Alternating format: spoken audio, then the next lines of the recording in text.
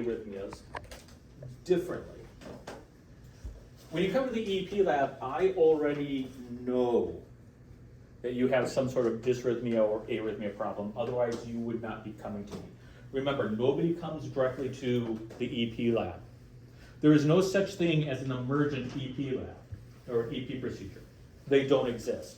You go through a series of other tests that confirm you have an arrhythmia or a dysrhythmia that can be treated and that is negatively affecting you. You have proven that. And most of the time, we have an idea of what dysrhythmia you're in. Are you in some sort of tachycardia? Are you in some sort of bradycardia? We know what the basic dysrhythmia is. But in the EP lab, we look at them differently because when we try to treat in the EP lab, we're not just trying to stabilize you. So when we're looking at VTAC and we want to treat VTAC, we're stabilizing you and then trying to alter what it is that sent you to VTAC, which is most likely ischemia, injury, or infarct. Okay. We're looking to stabilize you. But in the EP lab, what we're trying to do is correct the actual electrical abnormality. So when you go into VTAC because you're having a heart attack, I treat the abnormality, the electrical abnormality. I get you out of VTAC, but I cure the abnormality by taking care of the infarction. Does that make sense? In the EP lab, my focus is not a secondary effect. My focus is directly on the dysrhythmia. How am I going to cure and treat the dysrhythmia? I'm not just trying to get you out of it. I'm going to try to make it so it never happens again, but it's not something physical. It is something electrical that I'm trying to handle. And we look at dysrhythmias slight bit awkwardly, a little bit weirdly. And again, Introduction to EP, I still suggest you look at that PowerPoint. It's a great PowerPoint that we'll refer to several times throughout these discussions. It's a fantastic PowerPoint. So when we talk about dysrhythmias in the EP lab, we take a very basic approach.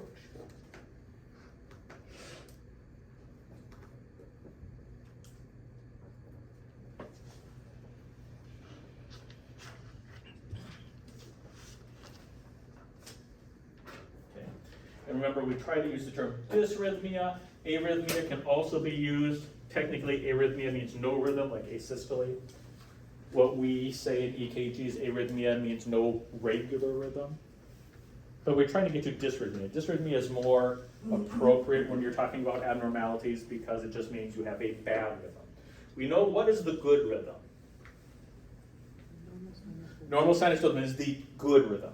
And in some cases, sinus tachycardia can be a good rhythm as well, especially if you're excited, nervous, or something like that. And sinus bradycardia can be a good rhythm as well, especially if you're a very fit athlete, or you're resting, or you're relaxed, or you're sleeping. But we know what good rhythms are. It's when it is appropriate and when your cardiac electrical system is working normally. So normal sinus rhythm, sinus tach, and a little bit of sinus bradyas. Somewhere around there, those can be good rhythms. It can also be sinus tach and sinus brady can also be bad rhythms. So dysrhythmia is an abnormal rhythm which causes or interferes with the patient.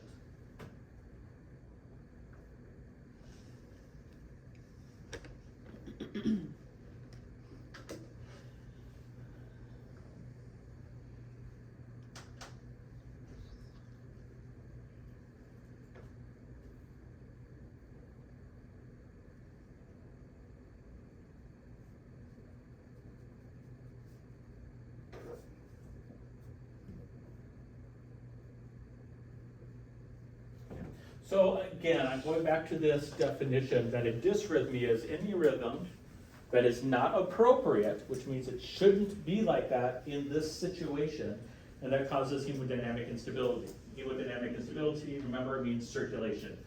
It's interfering with normal circulation and you just don't feel right. For example, Michael Phelps, heart rate of 54, is that a dysrhythmia? It's bradycardia, but we wouldn't necessarily call it a dysrhythmia because the patient is having it, if they're resting, at a resting state, and he's very, very healthy, and he's not hemodynamically unstable. He is conscious, he can work, he doesn't complain of dizziness, lightheadedness, he's not uneasy on his feet. It's a good rhythm. It's bradycardia. It's not normal, but it is not a dysrhythmia, as it's not causing him any difficulties. If you put me at 54 beats per minute, I'd be passing out, throwing up, dizzy. It would not be appropriate for me, even at rest. And it is causing me to be hemodynamically unstable. So it's a dys or a bad or an abnormal rhythm for me. So bradycardias and tachycardias could be normal, especially bradysinus tachy, but they also can be dysrhythmic. Normal sinus rhythm is, of course, the ideal, but there's variables about that. Also remember, normal sinus rhythm was defined by what patient category? Using what patient category was normal sinus rhythm defined? Adults. Adults? Men. That's right, adult men. Women's heart rates are generally which direction? Higher or lower? Higher. Women's heart rates are generally a little higher. Some people say it's because men drive it that way, but women's are generally a little bit higher. Okay. If you're married, you're not arguing. I noticed that. Okay, I know. So that's a dysrhythmia. Okay, so in the EP lab, we take a broad approach. We break all dysrhythmias into two categories.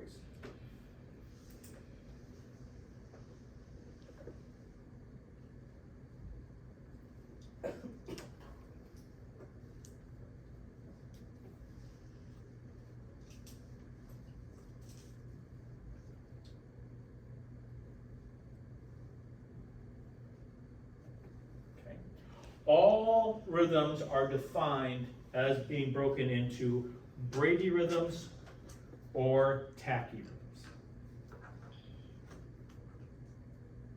So when you get to the EP lab, we are seeing you because you have a rhythm that at times, inappropriate times, let me say that, at inappropriate times, your heart rate drops below a certain beats per minute and you become symptomatic. That is, anything that does that is a bradyrhythmia. Or at times, your heart rate goes fast when it shouldn't, when it's inappropriate, and you get symptoms. That would be a definition of a tachyarrhythmia. Okay? So notice under those two categories, there's huge lists. Under bradycardias, it would include bradycardia, sinus bradycardia, junctional rhythms, idioventricular rhythms, heart blocks, sinus arrests would all fit under bradyarrhythmias, even though they're widely different categories, right? But they all have the same effect. You go too low at inappropriate times and causes you symptoms. Tachyarrhythmias also have a significant large group associated with it. We're talking about junctional tachys. We are talking about sinus tachys, atrial tachys, atrial flutter, because it doesn't have to, I did say one chamber or two chamber, atrial flutter, atrial fib, ventricular tachy, ventricular fibrillation. All of those, depending on what's going on, can make your heart go faster at inappropriate times and cause you symptoms. Some of those symptoms being passing out and technically losing the pulse and being classified as momentarily dead. What would a full heart block be classified as? Full heart block would be bradyarrhythmias, because your ventricular rate will go into the idioventricular rate because you don't have the atrial impulse to speed it up. So third-degree heart blocks and even significant second-degree heart blocks are bradyarrhythmias. Okay? So we take a very broad look at this. And people say, well, wait a minute, VTach is treated very differently than sinus tach. Yes, in the acute moment, you are correct. In the acute moment, VTach has significant different indications than atrial tachycardia. AFib has to be treated very differently than VFib. One, you're dead, one, you could die, okay? In the moment. But when we come into the EP lab, it's all the same. We're not talking about in the moment. When you're coming to the EP lab, you're not currently in any of these rhythms. when you're coming into the EP lab, you're in a rhythm, but your underlying rhythm could go up or could go down, and what we're trying to do is prevent that from ever happening again. In the moment when you go into VTAC, we're going to treat it differently than VFib, but in the EP lab, we approach all the tachyarrhythmias from a certain point of view. Your heart's going too fast, let's figure out why. I don't care if it's VTAC or atrial tach at this point, because you're not in it. And I'm going to prevent you from ever going in it again. Whereas if you're in the EP lab, or excuse me, when you're in the cath lab, you go to VTAC, you're like, stop it! You're going to AFib, stop it! In the EP lab, we're like, we already know that's going to happen. We want to stop it from ever happening again, so we don't need to know VTAC is going to kill you. We know that. You probably died out on the street already. You resuscitated, we know you have it, but we're going to treat you because you have a tachyarrhythmia, and we treat tachyarrhythmias a certain way. We know you have third-degree heart block and you passed out. And we know this patient has sinus bradycardia at 40 and passed out. We know that already. But I don't need to know which type of bradycardia you are in, because we treat bradycardias a specific way in the EP lab regardless of which bradycardia you're in. Does that make sense? So in the immediate moment, it determines we treat patients differently based upon what rhythm they're in. But when you come into the EP lab, all tachycardias are treated basically one of three ways. Doesn't matter which one it has, we'll treat it one of three ways. All bradycardias are going to be treated one of two ways. Doesn't matter which one you have, it's going to be treated one of two ways. So in the EP lab, we look at things differently. Now, having said that, we subcategorize bradyarrhythmias and tachyarrhythmias, because subcategorizing it will help us determine how we're going to treat it in the EP lab. So when we go into the bradycardias, or the bradyarrhythmias,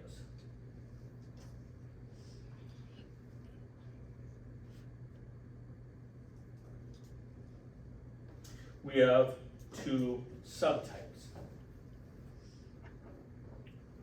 The first subtype is failure to generate.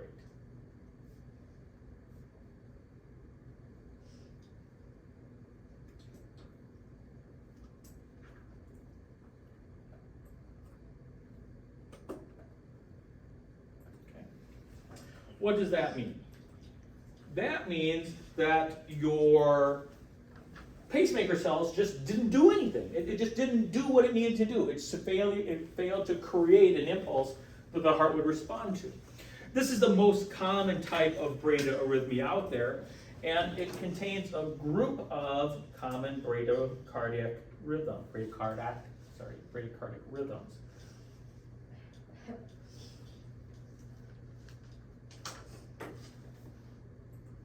Sinus bradycardia is a failure to generate.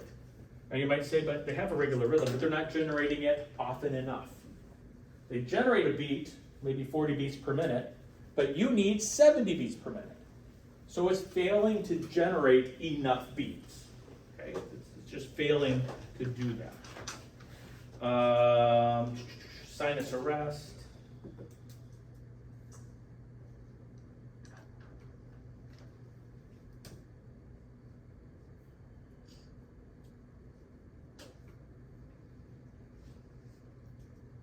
Junctional.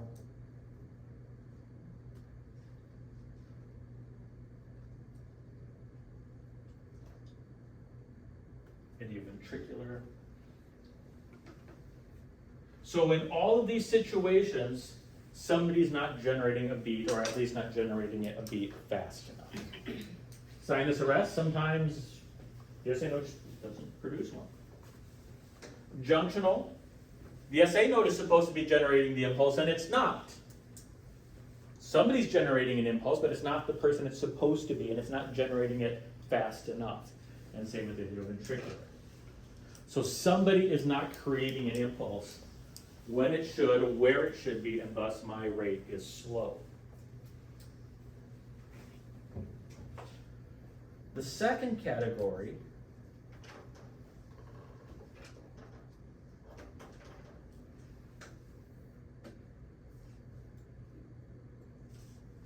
is failure to propagate. What does the term propagate mean? Transmit, conduct. Transmit, conduct, to pass on. I asked this because I had a student for a long time confused. They're like, propagate. They looked it up and they said, it's like genetics and giving birth, and I'm like, okay, we looked up one definition. Propagate means to pass on. So yes, we propagate our genes to our children. Yes, our children are our progeny, which comes from the word propagate. Progeny being my passing on of my legacy. But propagate just means passing on. So with failure to propagate, that means an electrical impulse is produced, but what doesn't happen to it? It doesn't go where it needs to go. It's produced at the right time in the right place, but it doesn't go where it needs to go. So examples of this is sinus block.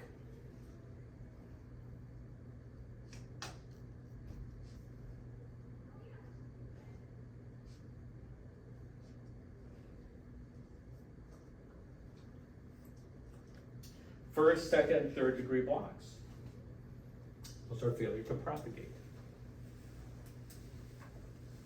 So it is the inability, the impulse is produced, but it doesn't get to where it needs to go. So with the sinus block, the SA node does fire. We don't see it on the EKG, but it does fire. It just doesn't go, the tissues around the SA node say, nope, I'm not going to pass it on. Whereas first, second, and third degree heart block, somebody creates an impulse, but either the AV node, the His bundle, or the bundle branches say, nope, I'm not going to pass it on. I'm not going to conduct it any further. And that's failure to propagate. Okay? So a couple of things could be causing this.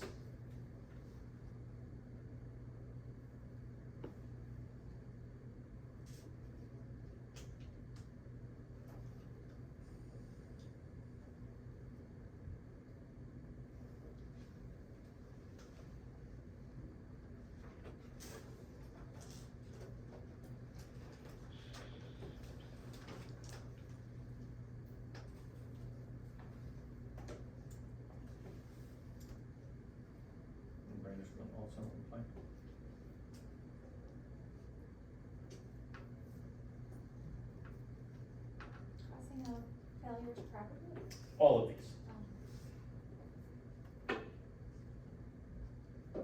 So that causes of the bradycardias. Yep.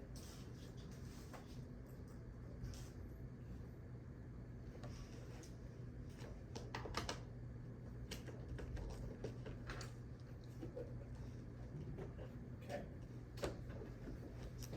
So there are several causes that we can look at failure of all the bradyarrhythmias. The first one is metabolic. Could be a cholinergic response, vagal stimulation, vasovagal response, hypoglycemia,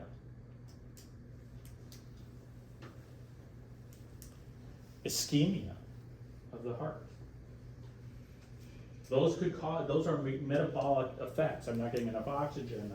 I have a high cholinergic response. My nerves are over responsive. Medications, there are a lot of medications that will slow down your heart rate.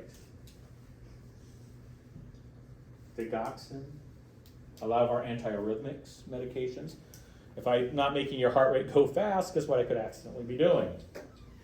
Making your heart rate go slow. Beta blockers, which can be used for your blood pressure inappropriately, but they work. Calcium channel blockers do the same thing. Those can all make your heart go slow. You need to be on them, so we have to ask ourselves, can we change the dose or do we need to switch meds? These two will never make it to the EP lab. Why would those first two causes never make it to the EP lab? Because they're treated? Yeah, they can be treated without us getting involved. We can be treated without us getting involved. It's a cholinergic, medications can improve it. If you're on a medication, reverse the medication or try a different dose, try a different med. If it's ischemia, fix the ischemia. And who fixed the ischemia? Is it the EP lab? The cath lab fixes the ischemia. Don't send them to the EP lab if they need a.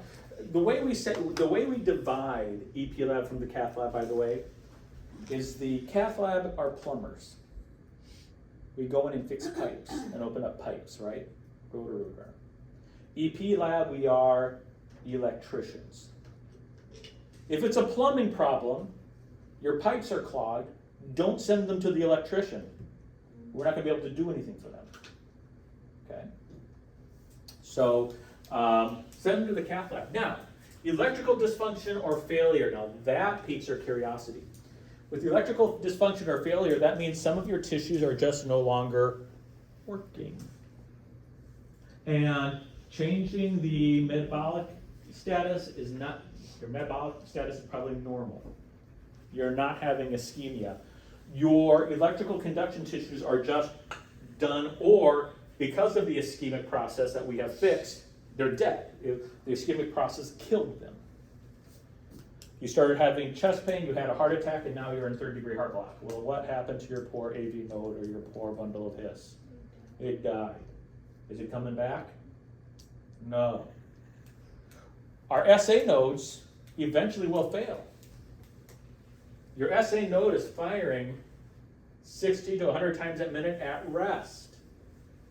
For every minute of your life, every day of your life, every year of your life, it doesn't stop. So eventually the SA node can say, you know what?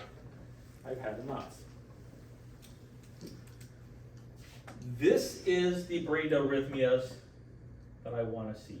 And this type of bradyarrhythmia, this cause can be caused either by a propagation problem or can be recognized in a propagation or a generation problem. If your SA node starts to fail, you'll be in sinus bradycardia.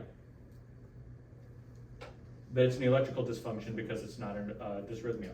If your AV node or bundle branches are dead, it's a failure to propagate, but it's not a metabolic or medication. So either propagation or generation can be caused by an electrical dysfunction. But before you come to the EP lab, you better have made sure that they're not metabolic, and you better make sure that they're not medication caused. Because in the EP lab, we can't do anything for those. So before you get to the EP lab, if you have bradycardic problems, you've been through blood draws, they've evaluated your medications, they've looked at your history and have said, yeah, this is probably an electrical abnormality. Send them to the EP lab. And in the EP lab, regardless of the bradycardia, we can do tests. We can test for bradycardia to figure out exactly why your SA node is dying. We can do tests that can say, well, how bad is your AV node? But most of the time it doesn't matter. Does anyone know the treatment for bradycardia when you come to the EP lab? Pacemaker, that's right. You come to the EP lab not to have a test done. You come to the EP lab for an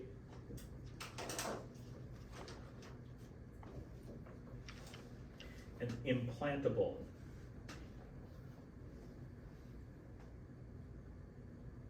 pacemaker. That's how you fix electrical dysfunctions. We could test to figure out, well, how bad is his SA node?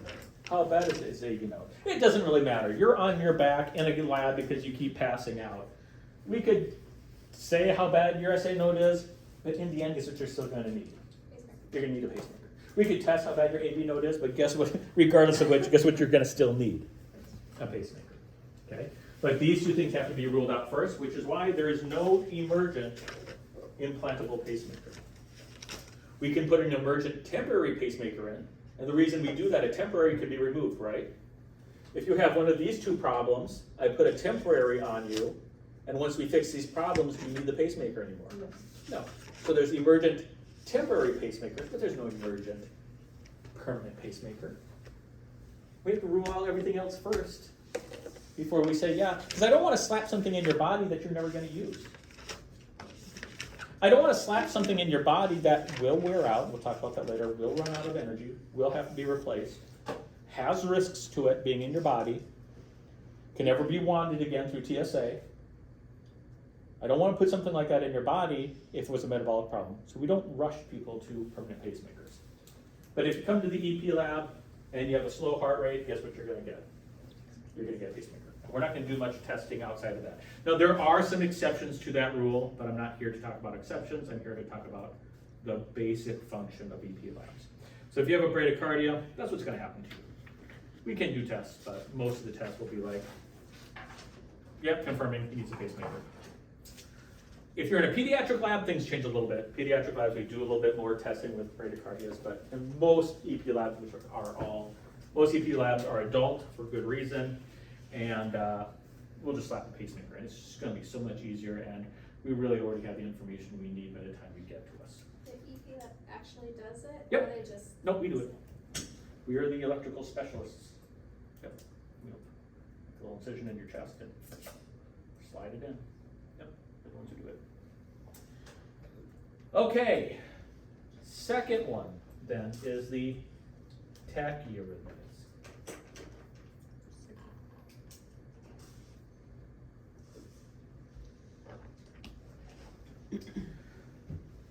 Now the tachyarrhythmias are a little bit more complicated. With tachyarrhythmias, there are a few more possibilities. And with tachyarrhythmias, we can't treat all tachyarrhythmias exactly the same.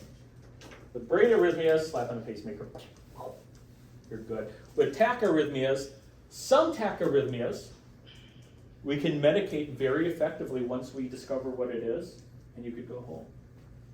Some tachyarrhythmias are in a place in the heart that we can go in with a catheter and ablate safely, and we can send you home.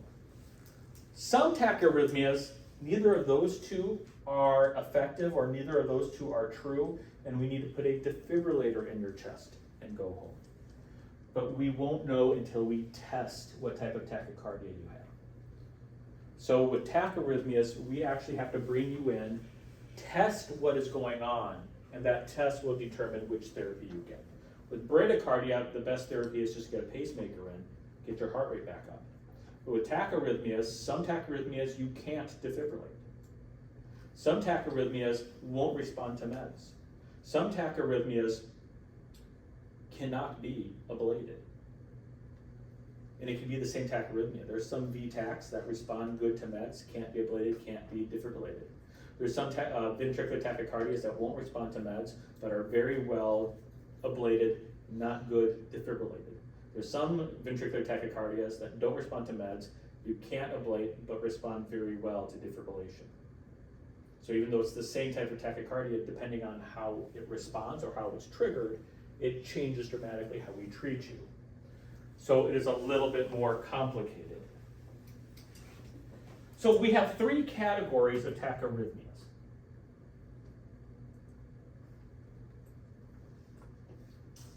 We have automatic tachyarrhythmias. We have triggered tachyarrhythmias. And we have re-entry tachyarrhythmias. Now in the cath lab, we only want to see the re-entry tachyarrhythmias. We'll explain why in a second. But that's the only thing we want to see. The problem is, it's sometimes a lot harder with the tachyarrhythmias to figure out which one of these three categories it is. It's tricky. But in the EP lab, I only want to see the re-entry. I'm not going to be able to do anything for the automatic. Dehydro, maybe over some grease, but anyways, automatic or re-entry, the EP lab isn't going to do any good for these patients. EP lab is designed for re-entry, and it's very hard to figure out who has re-entry. And it's very hard if you don't know what these terms mean, right? It's really hard to do an EP study and say, I only want re-entry, if you don't know what re-entry or automatic trigger it is. So we're going to take a 5-minute break, and when we come back, we're going to define those terms so we can try to figure out why it is we only want to see the re-entry patients. So take about a 5-minute break, and we'll come back and figure out which tachycardia.